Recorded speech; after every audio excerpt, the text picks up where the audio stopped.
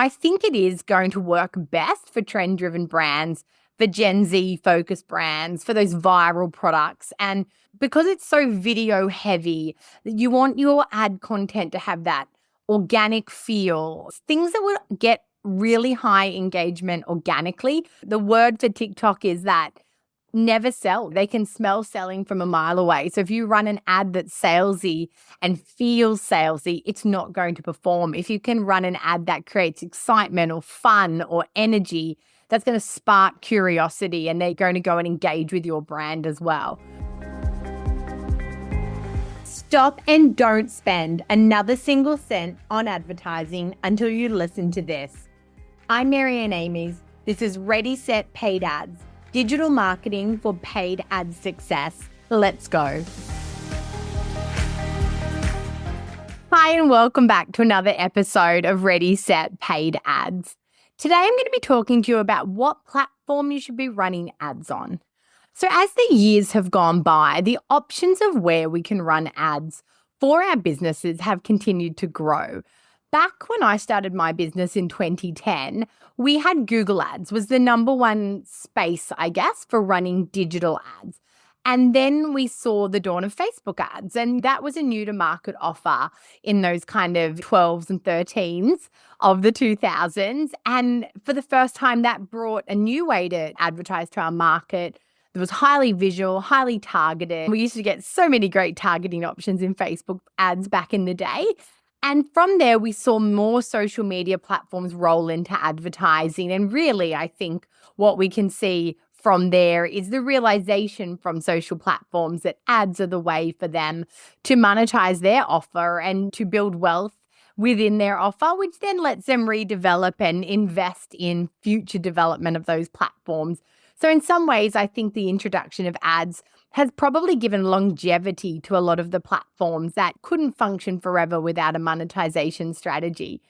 But that said, as a business owner now, we have lots of different platforms that we can run ads on and lots of changing dynamics which may dictate where we should and shouldn't be running our ads.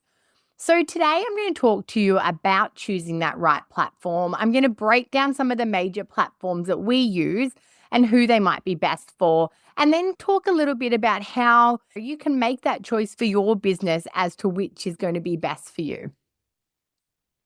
So why choosing the right ad platform matters? We can go about anything in marketing and we can apply advice from anybody to our business. And I think that is one of the unique things about marketing, probably less so accounting and finance. When it comes to marketing, people are always telling you what you should do based on what they've done, based on what someone else has done or what they've read, what's trending. And when it comes to picking the ad platform for you, it's not so simple as to just go where somebody else has had success.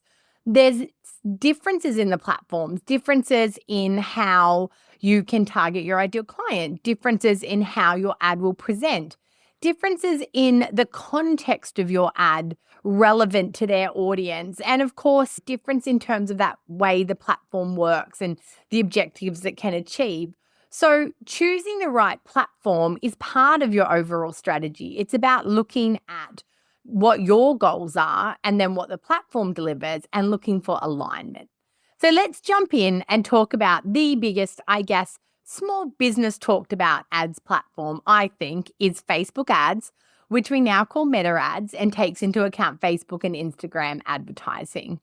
So Facebook ads was the first social media ad platform to really emerge. So it's the longest lasting. We've probably got the most data about it. And I think what's also interesting is a lot of the ad platforms that have come after it are really modeled after the ads manager environment that you see in Facebook, which I find quite interesting. The first time I logged into TikTok ads, I thought, gee, this feels familiar.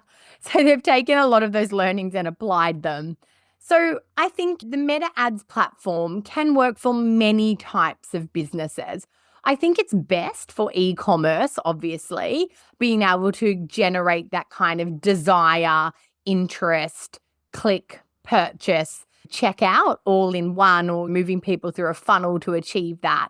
Obviously, it can track sales and purchases. So when it comes to e-commerce, I feel like you have one of the best opportunities to optimize on Facebook ads. So that's your fashion brands, your beauty brands, your lifestyle. Then I think it's also great for local business. And the reason is that I think, as opposed to, say, Google Ads, the Meta Ads platform allows you to really lock down to a kilometer radius, a local business radius, a local target market radius, and not almost be punished for it. I find with Google, if you try to go too specific in the location, you often drive prices up really quickly. Whereas on the Facebook and Meta Ads platform, I feel like you've got a bit more flexibility. So being able to run ads to somebody and say, join our Alexandria gym with confidence that that person lives in and around Alexandria is such a powerful ad and such a powerful way to connect. It's also good for service businesses, but it can be a little bit trickier to get to that ideal target market. So I think the reason it's great for products and local businesses is that it's highly visual. So, a creative first approach, being able to showcase your products or who you are or your physical business. And then those advanced targeting options. We can get so specific about who we want to target. We can leverage our own data and ask to find more people like that. And then obviously retargeting. So we can use pixels to understand our customer journey and use these ads to intercept them during that journey and retarget them and remarket to them. It's also great for brand storytelling because it's so creative. And when it comes to e-com, it works beautifully with product catalogs and shoppable posts. And I think that's where that Meta Shopify relationship is almost second to none in terms of seeing an ad product and a website really go hand in hand for conversion. So it's really great for sunglass businesses or handmade jewelry businesses or your local cafe or your local sports club, your local gym. So those sorts of businesses where you've got clear targeting, you're working with a real B2C, so business to consumer audience, and you can create creative that's going to cut through and really engage with them. So the second platform is TikTok. And what's interesting about TikTok ads that I just touched on before is the platform itself very much mirrors the Meta Ads platform. Did somebody move across, or is it just that we've all run Meta Ads and we know what that's like? So we've kind of designed it with that in mind. I think TikTok ads is kind of like TikTok. Well, it's a lot like TikTok. You have to think, would your business succeed on TikTok? Could your business have a thriving organic presence? If so, then yes, TikTok is a great place for you.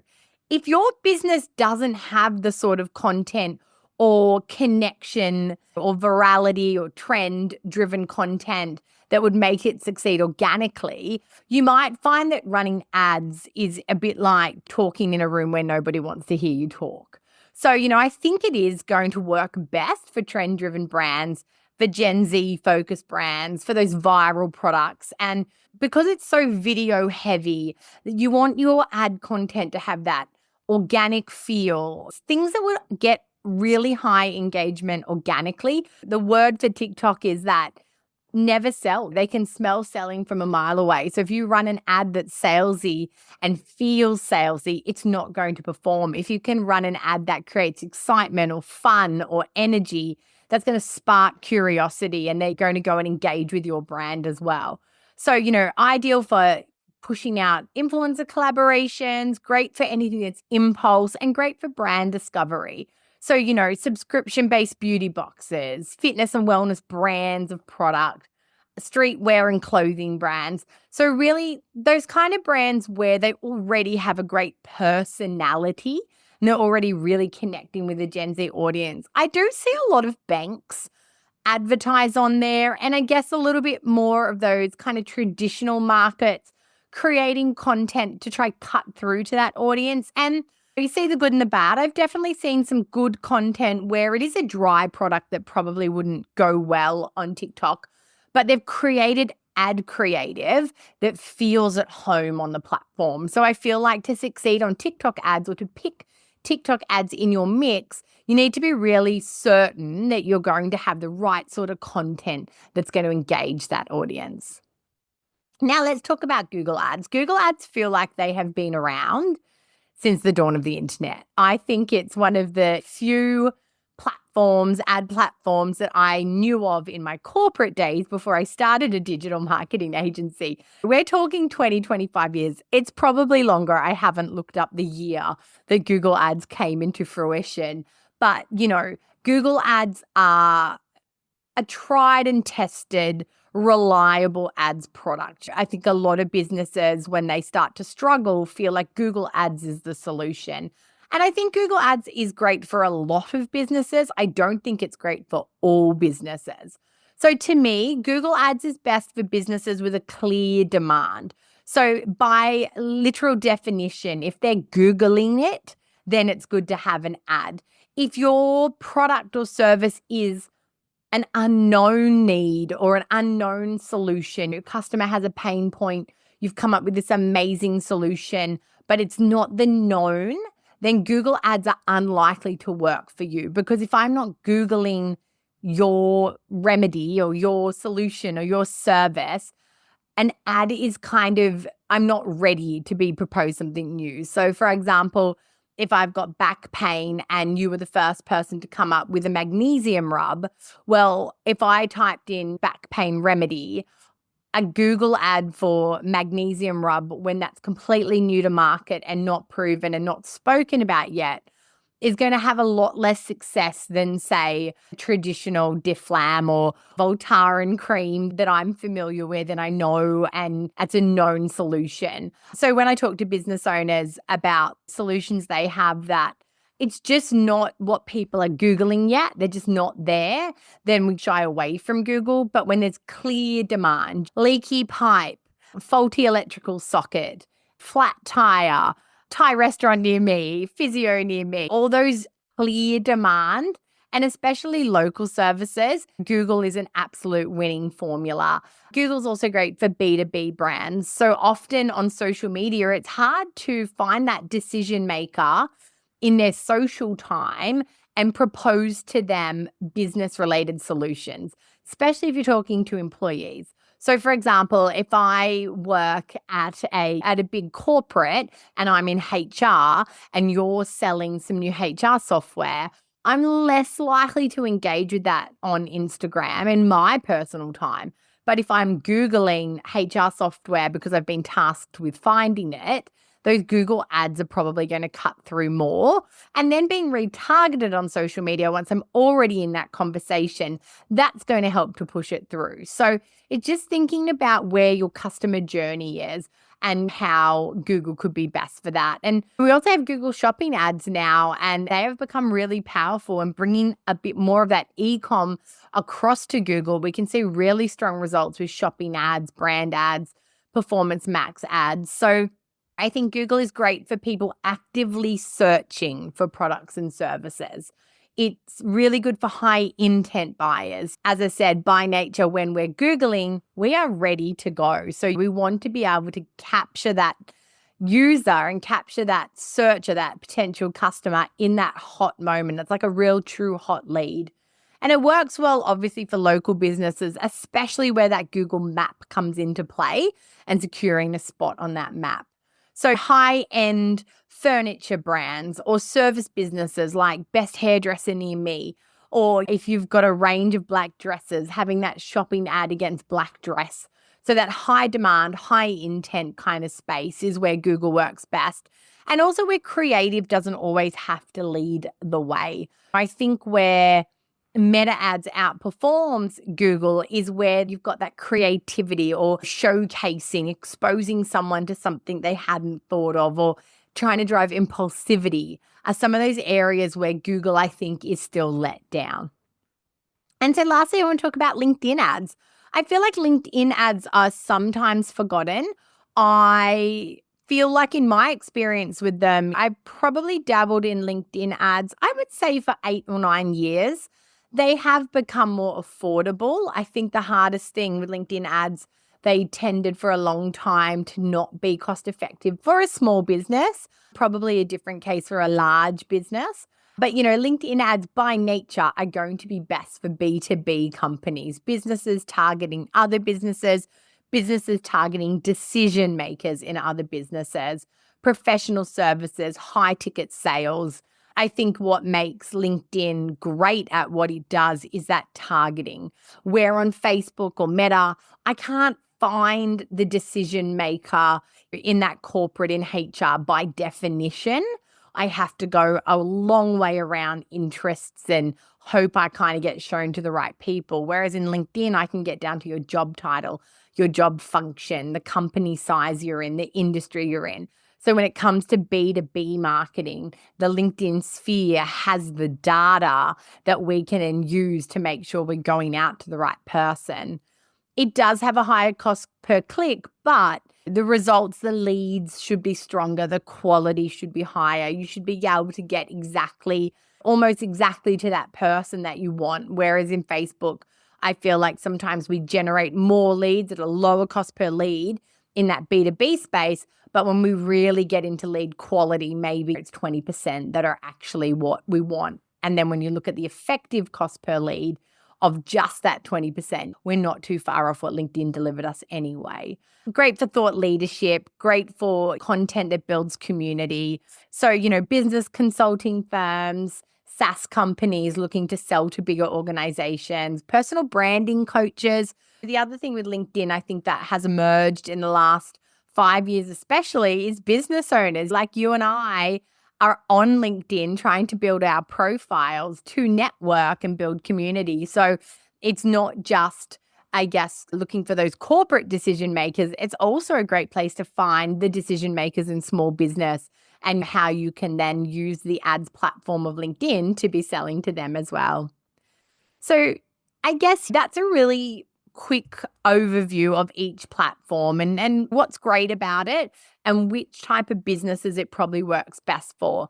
But there is something else to consider, and certainly something I've touched on throughout, is how budget influences that platform choice. Because to be honest, of the 4 platforms I've spoken about, you do need a varied degree of budget to get in there and play and to make them work. I think if you've got less than $500 a month, that's where you really are going to be looking at Meta and maybe TikTok and doing some maybe reach and awareness, testing a little bit of conversion, maybe just retargeting or niche audience targeting. So you're going to be able to do a little bit on those platforms with that budget. When you go from 500 to say 5,000 a month, then I think you've got more scope to go on to Google. I think Google realistically from 1,500 a month for most businesses is a starting point. There are a few niches where you can kind of have a $20 or $40 a day campaign, but generally I think having a $50 a day total budget means you can split across a couple of campaigns on Google and then scale from there. On Meta, I think that budget of, again, at least $1,000 a month is where you're really going to be able to test and build a funnel and make some bigger decisions by testing different campaign types. And then it's more at that kind of maybe $5,000 a month where I'd be thinking you could really utilize LinkedIn. Like you can certainly utilize it in that kind of 1,000 to 5,000. But I think at that 5,000 plus, you've got that ability to scale and really optimize.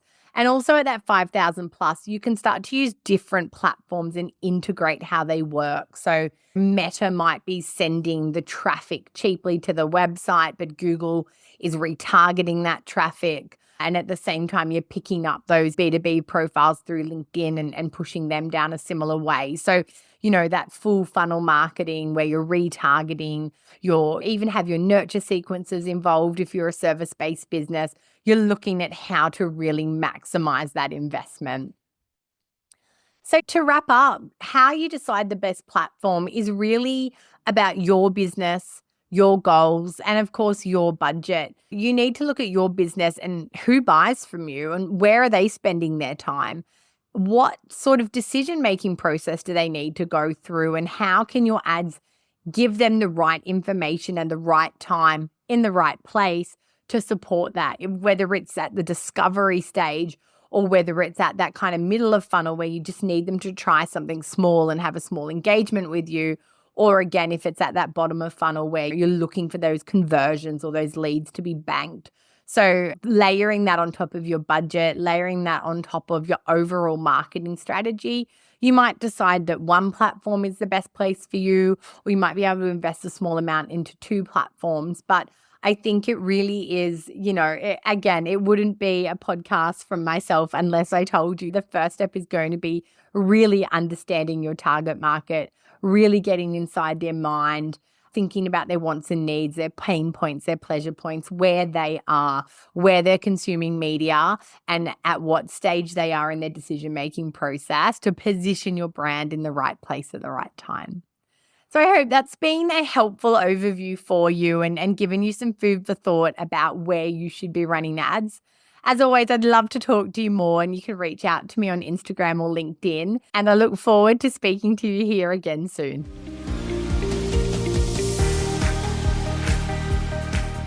That's a wrap on another episode of Ready, Set, Paid Ads. If you're looking for done-for-you services, training to upskill you in ads management, or free and paid resources to help you plan and execute better ads, head to wiseupmarketing.com.au. If you've loved this episode, be sure to subscribe for future episodes. And if you know someone that would love this podcast too, go on and share it.